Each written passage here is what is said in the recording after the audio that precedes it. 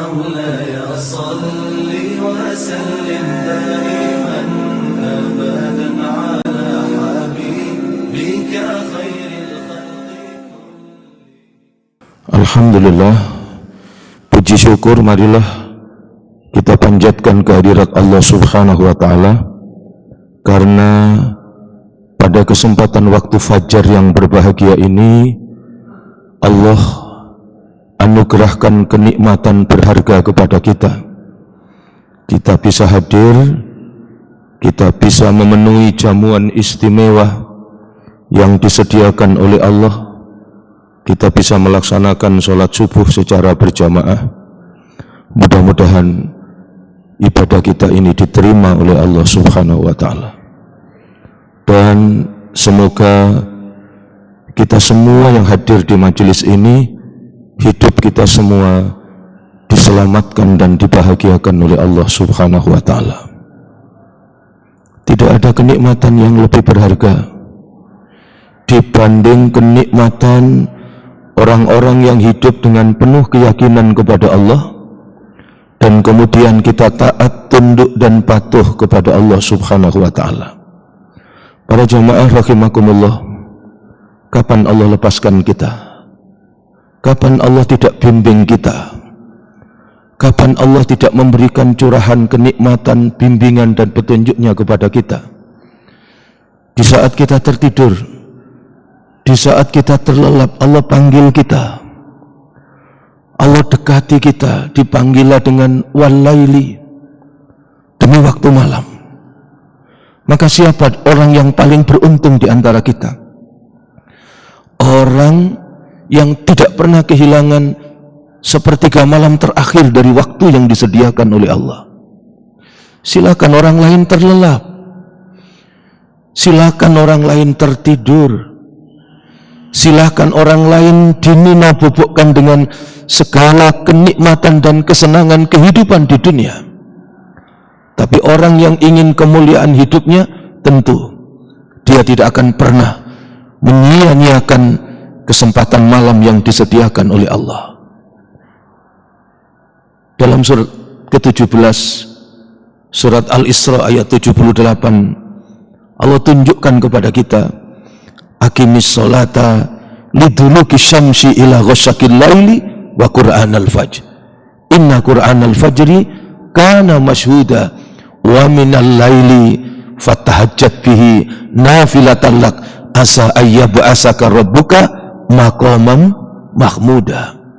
Ada maqaman mahmuda, ada tempat terpuji, ada tempat teristimewa. Mana tempat yang mau kita impikan, kesempatan mana yang mau kita rindukan, sedangkan Allah sudah menunjukkan kepada kita satu tempat yang teristimewa yang disediakan, yang mengantarkan kita menuju kebahagiaan.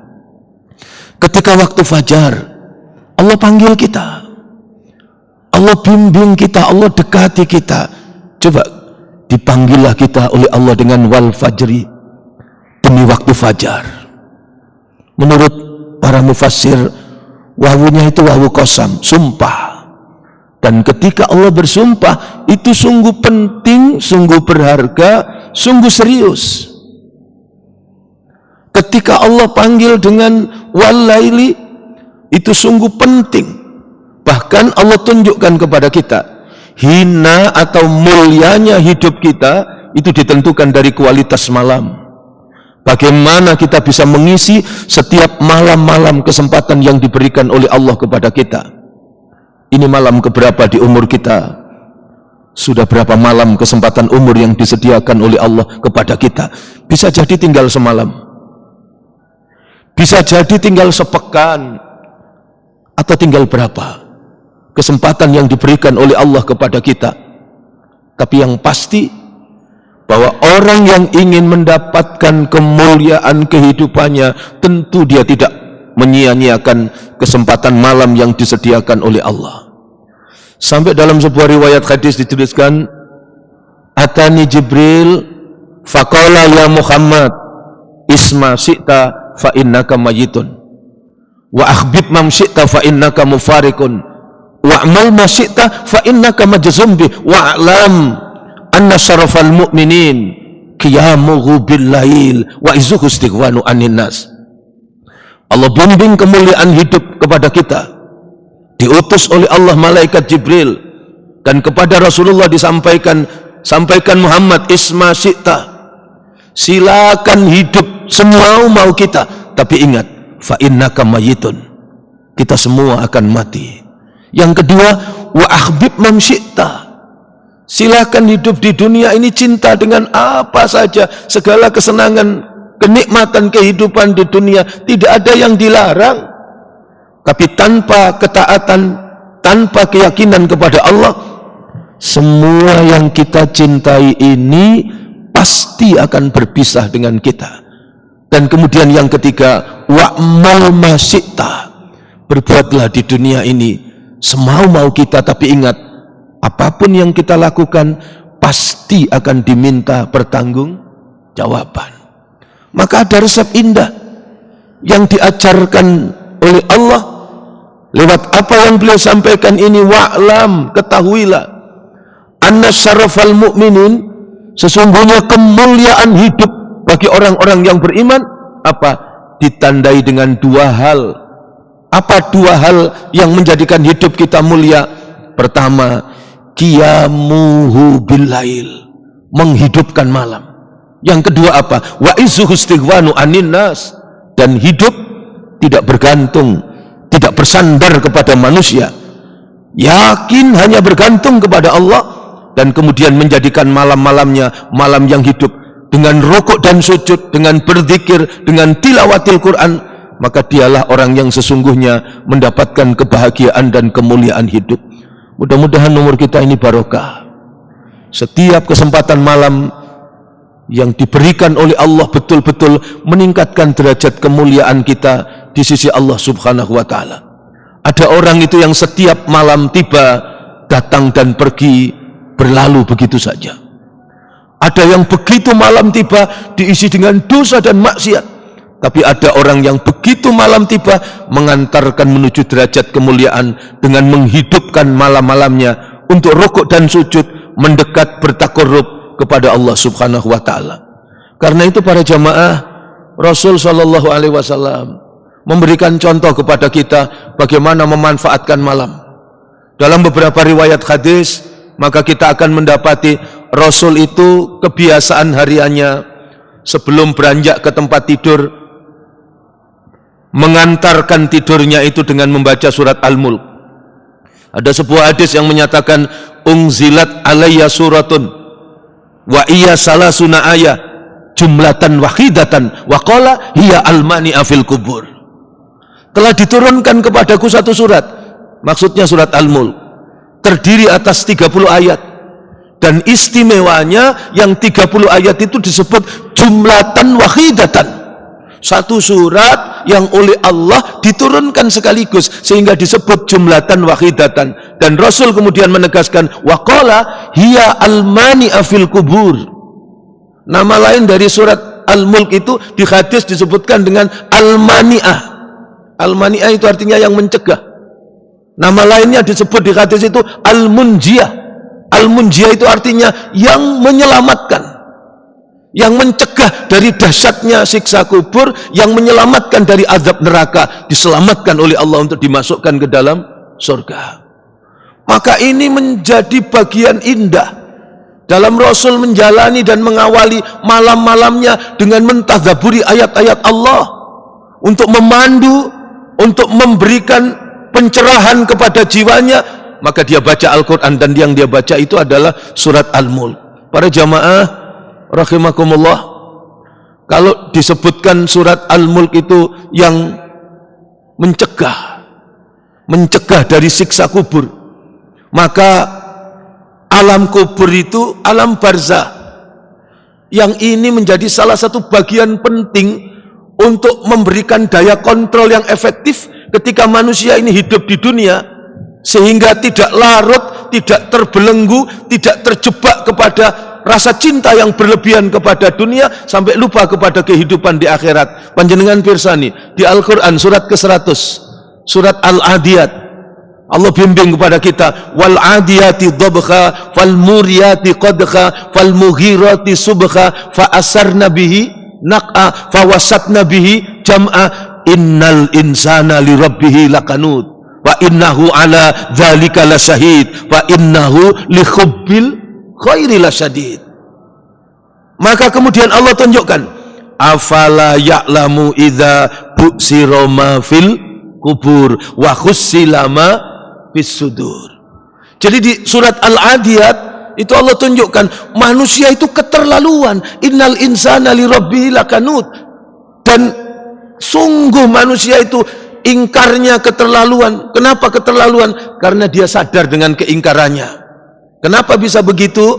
Maka Allah ingatkan, itu semua terjadi karena li hubbil khairi lasadid, rasa cintanya yang berlebihan kepada dunia. Bukan tidak penting harta, bukan tidak penting kekayaan di dunia, tetapi janganlah kemudian harta dan segala kesenangan kenikmatan dunia menjadikan kita ingkar dan durhaka kepada Allah. Maka itu ditunjukkan oleh Allah bagaimana supaya kita selamat.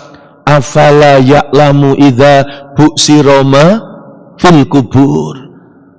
Yang menyelamatkan itu ketika manusia ingat bahwa pada saatnya kita akan mengalami satu bagian etapa dalam kehidupan kita berada di bufferstat, masa tunggu antara dua alam, alam dunia dan alam akhirat, yaitu namanya alam kubur. Inilah yang ditunjukkan oleh Allah kepada kita. Dan semua yang diciptakan oleh Allah rapi terukur. Alladzi khalaqas sab'a samawat, 7 langit diukur. Lihat, perhatikan, teliti, ulangi, teliti lagi. Adakah yang tidak seimbang? Adakah celah? Adakah cacat? Semua diukur oleh Allah Subhanahu wa taala dalam ukuran terbaik yang diberikan oleh Allah. Maka sudah sepatutnya kita kemudian berbuat yang terbaik. Berikutnya adalah bagian kedua.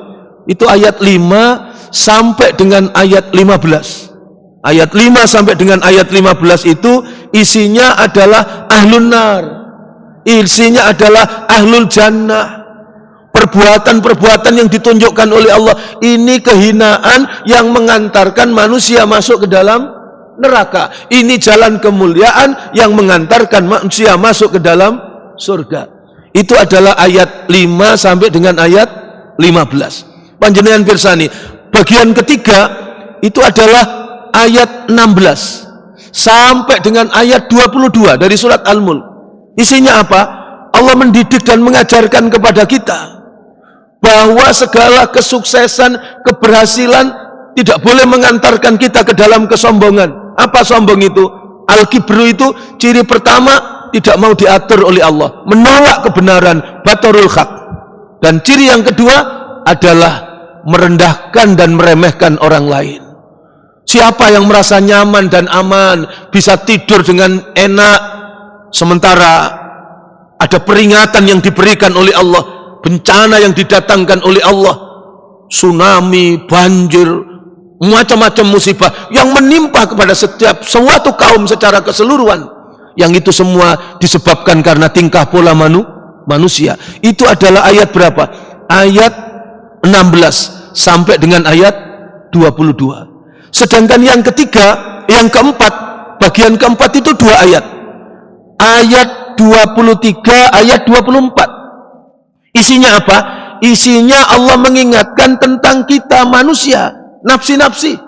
Secara pribadi-pribadi Allah ingatkan bahwa kita ini manusia, makhluk terbaik. Laqad khalaqnal insana fi ahsani taqwim. Maka sudah sepantasnya manusia itu kemudian berbuat yang terbaik. Sehingga menarik ketika Allah menyatakan di surat At-Tin itu, laqad khalaqnal insana fi ahsani taqwim, diawali dari sumpah, watini wazzaitun waturisinin wahadzal baladil amin. Kenapa Allah bersumpah dengan buah tin? Buah tin itu buah yang banyak tumbuh di Damaskus, buah yang banyak tumbuh di Syria. Allah mau didik dan mengajari kita, perhatikan Syria. Ada apa dengan Syria? Dulu ajaran Islam menyembah Allah, mengesahkan Allah diturunkan di sana, diutus seorang nabi yang sabar, namanya Nabi Nuh. Berapa lama Nabi Nuh berdakwah? 950 tahun. Kurang sabar seperti apa? 950 tahun dan pengikutnya tidak lebih dari 16 orang. Padahal yang didakwai Nabi Nuh itu adalah laqad khalaqnal insana fi ahsani taqwim. Akankah kita seperti umatnya Nabi Nuh yang ingkar, yang durhaka kepada Allah? Maka itu Allah ingatkan. Begitu juga dengan zaitun. Zaitun itu buah yang banyak tumbuh di Palestina. Kenapa? Di Palestina diutus orang nabi, yang nabinya mobile, Nabi Ibrahim, yang tidak kalah sabar dengan Nabi Nuh. Nabi Ibrahim itu bukan orang Arab. Nabi Ibrahim itu orang Mesopotamia. Mesos itu tengah, Potamos itu sungai. Nabi Ibrahim itu berdakwah lahir di sebuah daerah yang diapit dua sungai, Sungai Efrat dan Sungai Tigris. Orang sekarang nyebut dengan Irak. Nabi Ibrahim itu orang Irak, berdakwah di Irak, kemudian dipindah oleh Allah wazaitun kemana? Ke Palestina.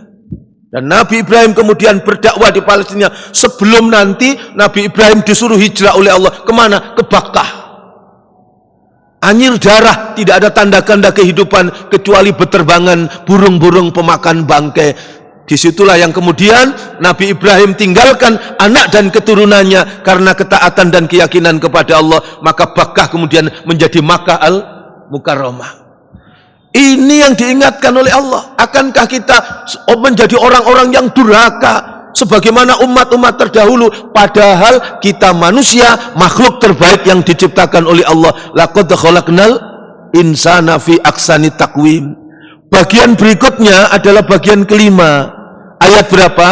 Ayat 25, 26, 27. Tiga ayat ini Allah menunjukkan kepada kita betapa banyak manusia-manusia itu yang sangat keterlaluan ditunjukkan oleh Allah.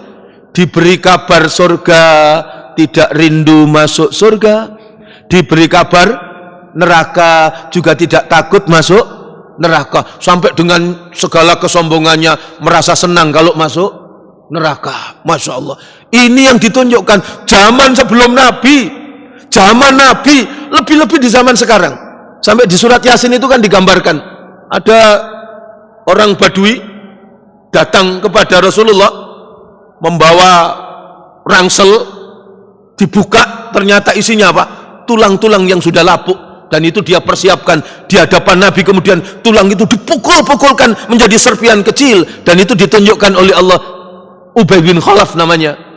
Ubay bin Khalaf datang kepada Nabi dan sambil mendemonstrasikan kedurhakaannya kepada Allah. Muhammad, kalau saya tidak beriman kepada Allah, kalau saya tidak menyembah dan tidak taat kepada Allah, memangnya Allah bisa apa? Masya Allah. Itu ditunjukkan oleh Allah di surat Yasin, Quran surat ke-36 ayat 78. Qala may yuhyil idhama wa hiya ramim. Siapa yang bisa menghidupkan tulang belulang begini?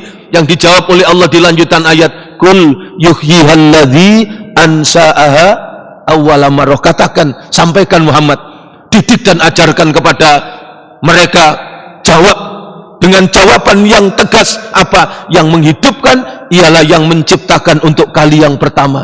Dulu kita tidak ada, dan kemudian kita diadakan oleh Allah. Yang pasti kita akan kembali kepada Allah untuk diminta pertanggungjawaban. Inilah Rasulullah mengajari kita memanfaatkan malam. Maka begitu banyak ayat-ayat Al-Quran yang membicarakan tentang malam, karena malam menjadi ukuran kualitas kemuliaan hidup kita. Ada surat Al-Lail, surat malam. Wal-laili idza yaghsha wan nahari idza tajalla. Jadi Allah mengajarkan kepada kita untuk bagaimana memanfaatkan setiap kesempatan malam. Begitu juga pada waktu fajar, ketika Allah ingatkan dengan wal fajr, demi waktu subuh. Ada apa Allah bersumpah dengan waktu subuh? Sebab waktu subuh itu waktu yang berharga. Ada kekayaan besar yang disediakan oleh Allah, ada kerugian besar bagi orang yang kehilangan. Apa itu? Makna dari wal fajr adalah wassolatil fajr. Sebab pada waktu subuh itu, pada waktu fajar itu ada kekayaan berharga yang dihadiahkan oleh Allah untuk hidup kita. Apa itu? Salat subuh. Jangankan sholat subuhnya, 2 rakaat sholat sunnah sebelum subuh jauh lebih berharga dibanding dunia seisinya. Rakaatul fajru khairum minad dunya wa ma fiha. 2 rakaat sholat sunnah sebelum subuh lebih berharga dibanding dunia seisinya. Bahkan dalam beberapa riwayat hadis ditunjukkan kepada kita, man sholal bardain dakhalal jannah. Siapa yang menghidupkan sholat al-bardain, maka dia dijamin oleh Allah surga. Apa sholat al-bardain? Sholat di 2 dingin. Apa sholat di 2 dingin? 1 sholat subuh, yang kedua sholat asar. Sholat subuh itu sholat dingin, kenapa? Karena dilaksanakan masih dalam kondisi sangat dingin, lebih enak orang tidur. Sholat asar berubahnya panas menuju kepada dingin, panas terik, kemudian bergeser kepada dingin, enak-enaknya orang istirahat. Dia kalahkan kemalasannya, dia kalahkan tidurnya, dia melaksanakan sholat subuh, dia melaksanakan sholat asar, maka dia dijamin oleh Allah dengan surga. Bahkan dalam riwayat hadis disebutkan, man sholal fajru fi jamaati. Di hadis ini disebut dengan man sholal fajru, siapa yang melaksanakan sholat fajar, tapi dilanjutkan dengan fi jamaati. Sholat sunnah 2 rakaat sebelum subuh, tapi ditegaskan dengan fi jamaati, maknanya berarti sholat subuh. Siapa yang melaksanakan sholat subuh, man sholal fajru fi jamaati wa qa'ada musalla, kemudian dia duduk di tempat sholat, dia berzikir, dia baca Al-Quran. Apa yang dibaca? Kata Rasulullah, setiap selesai sholat subuh dilanjutkan dengan berzikir, dia baca Al-Quran, dia cas keteguhan keyakinannya kepada Allah. Apa yang dibaca? Salasa fi awwalihi suratil Al-An'am. Setiap menyambut paginya, kata Rasulullah, membaca 3 awal surat Al-An'am, ayat 1 sampai 3. Alhamdulillahilladzi khalaqas samawati wal ard wa ja'ala dzulumati wan nur summal ladzina kafaru bi rabbihim ya'dilun walladzi khalaqakum min tin summa qada ajala wa ajalum musamman indahu summa antum tamtarun wa huwallahu fis samawati wa fil ard ya'lamu syirrakum wa jahrakum wa ya'lamu ma taksibun. 3 ayat ini. Apa janji yang diberikan oleh Allah? Rasul menyampaikan, wa khallallahu sab'ina malakan. Allah akan turunkan untuk orang itu 70 malaikat. Untuk apa malaikat itu diturunkan oleh Allah? Yusabbihunallah. Malaikat itu bertasbih kepada Allah. Wa yastaghfiruna, dan memohonkan ampun bagi orang yang sholat itu ila yaumil qiyamah, sampai dengan hari kiamat.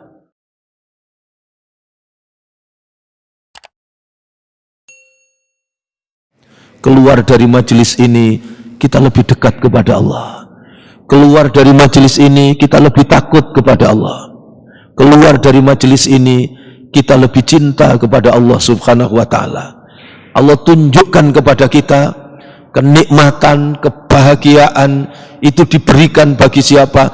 Orang-orang yang yakin kepada Allah. Dan kemudian dia menyadari untuk apa?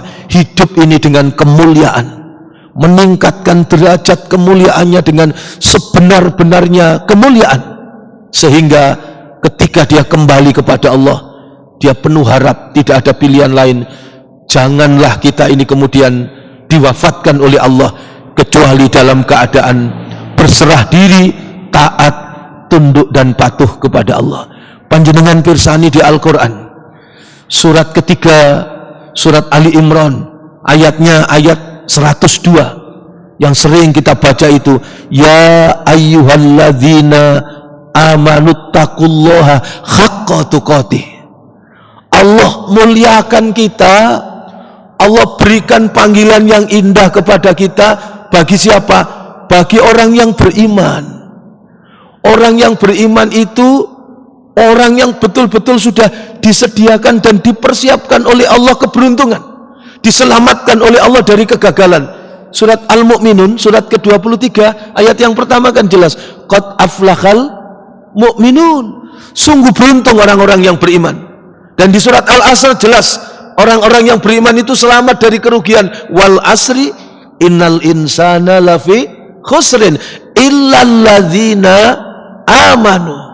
Yang tidak rugi itu adalah orang yang beriman kepada Allah.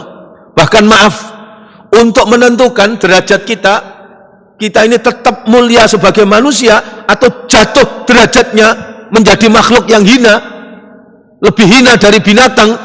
Itu yang menjadi pembatasnya adalah iman. Maka Allah di Al-Quran mengajarkan, mengingatkan dengan keras apa yang diingatkan oleh Allah. Inna syarrad dawabi indallah. Binatang yang paling buruk di sisi Allah. Coba Allah yang menyatakan, inna syarrad dawabi indallah. Binatang yang paling buruk di sisi Allah. Siapa? Alladzina kafaru, yaitu orang kafir. Kenapa? Fahum la yu'minun, sebab di dalam dadanya tidak ada iman. Panjenengan pirsani Quran surat ke-7, surat Al-A'raf ayat 179. Apa yang diingatkan oleh Allah kepada kita? Walaqad darokna li jahannama katsiran minal jinni wal ins lahum qulubun la yafqahuna biha walahum a'yunun la yubsiruna biha walahum adanun la yasma'una biha ulaika kal an'am bal hum adall ulaika humul ghafilun. Aku sediakan neraka jahanam bagi siapa? Bangsa jin. Aku sediakan neraka jahanam bagi siapa? Manusia. Karena sama-sama diperintah beribadah kepada Allah ketika Allah menciptakan jin dan manusia. Wa ma khalaqtul jinna wal insa illa liya'budun. Diperintah untuk beribadah kepada Allah. Maka kemudian di surat Al-A'raf ayat 179 Allah ingatkan, aku sediakan neraka jahanam bagi siapa? Bangsa jin dan manusia. Siapa mereka yang dimasukkan neraka jahanam? Lahum qulubun la yafqahuna biha walahum a'yunun la yubsiruna biha walahum adanun la yasma'una biha ulaika kal an'am bal hum adall. Itu yang diingatkan oleh Allah. Jadi manusia yang diberi hati tapi hatinya tidak beriman kepada Allah. Diberi hati tapi hatinya tidak mampu mengingat Allah. Diberi hati tapi hatinya tidak berfungsi. Diberi mata, matanya tidak bisa melihat tanda-tanda kekuasaan Allah. Diberi telinga, telinganya tidak mampu lagi mendengarkan peringatan-peringatan dari Allah.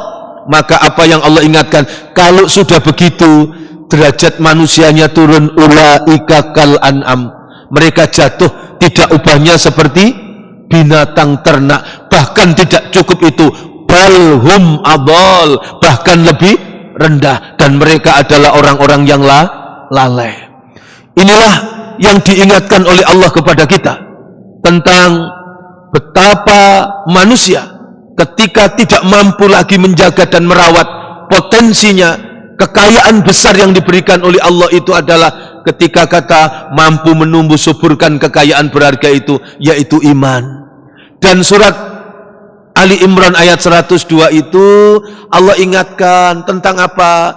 Bahwa kita semua bahagia itu tidak hanya di dunia, tapi ada kesempurnaan kebahagiaan di akhirat.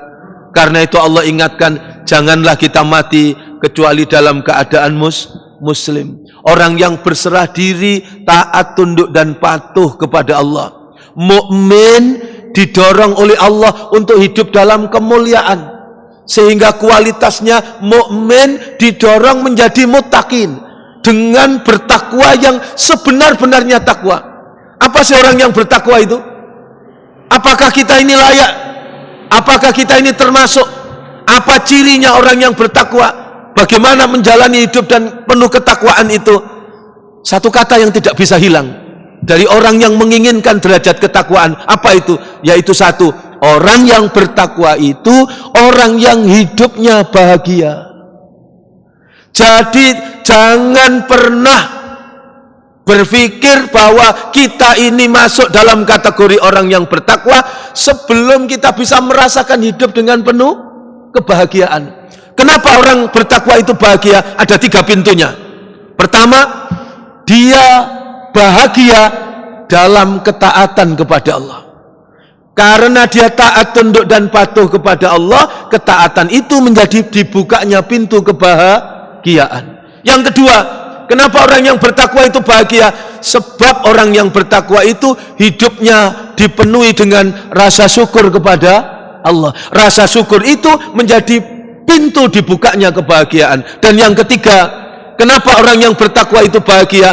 Sebab orang yang bertakwa itu tidak pernah lupa Allah. Barang sedetik pun dia tidak pernah melupakan Allah. Dia selalu mengingat Allah, dia selalu berzikir kepada Allah, dan berzikir itu menghadirkan kebahagiaan, ketentraman dan ketenangan jiwa. Itulah kaidahnya jelas. Takwa Allah ayyu ta'afala yu'sa wa yuskara fala yukfar wa yudkara fala yunsa. Jadi orang yang bertakwa itu adalah orang yang hidupnya selalu taat kepada Allah. Yang kedua apa? Orang yang hidupnya selalu bersyukur kepada Allah, tidak pernah kufur. Dan yang ketiga, orang yang hidupnya selalu ingat kepada Allah. Inilah yang diajarkan Allah untuk kita bisa betul-betul melewati perjalanan kehidupan kita, sehingga pada saatnya ajal tiba, kita menjadi orang yang mendapatkan kesempurnaan kebahagiaan. Iman kita rawat, kita tingkatkan menjadi orang yang bertakwa kepada Allah. Dan orang yang bertakwa kepada Allah itu adalah orang yang menapaki hidup dengan derajat kemuliaan yang disediakan oleh Allah. Semoga umur kita ini barokah, harta kita ini barokah. Mudah-mudahan keluarga kita semua menjadi keluarga yang disakinahkan oleh Allah. Anak-anak kita, putra-putri kita menjadi anak-anak yang disoleh-solihkan oleh Allah. Kita semua diantarkan oleh Allah menjadi manusia-manusia yang santun, manusia yang berjiwa rahmah, mampu berbuat adil dan teguh pendirian. Mudah-mudahan keistiqomahan panjenengan, waktu mengawali fajar dengan bersabar mengikuti taklim ini, mengantarkan panjenengan semua menjadi hamba-hamba yang derajatnya ditinggikan oleh Allah Subhanahu wa taala, dan dibahagiakan hidup kita, diwafatkanlah kita dalam kondisi husnul khatimah, dan kita semua dikelompokkan menjadi golongan hamba-hamba Allah yang soleh, yang disediakan oleh Allah ashabul jannah. Ini yang dapat saya sampaikan, kurang lebihnya mohon maaf, dan marilah kita akhiri majelis ini dengan munajat kepada Allah Subhanahu wa taala. Semoga Allah mengampuni semua dosa dan kesalahan kita. Allah memberikan bimbingan dan petunjuknya kepada kita.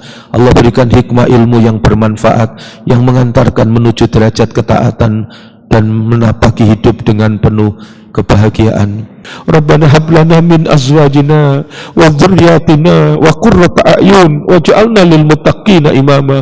Ya hayyu ya qayyum bi rahmatika astaghis. Ya hayyu ya qayyum bi rahmatika astaghis. Ya hayyu ya qayyum bi rahmatika astaghis. Aslih lisani kullahu wa la taqilni ila nafsi tarfata aini.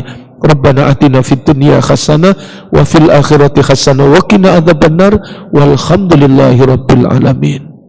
Subhanakallahumma wa bihamdika asyhadu an la ilaha illa anta astaghfiruka wa atubu ilaik. Assalamualaikum warahmatullahi wabarakatuh. مولاي صل وسلم دائما أبدا على حبيبك خير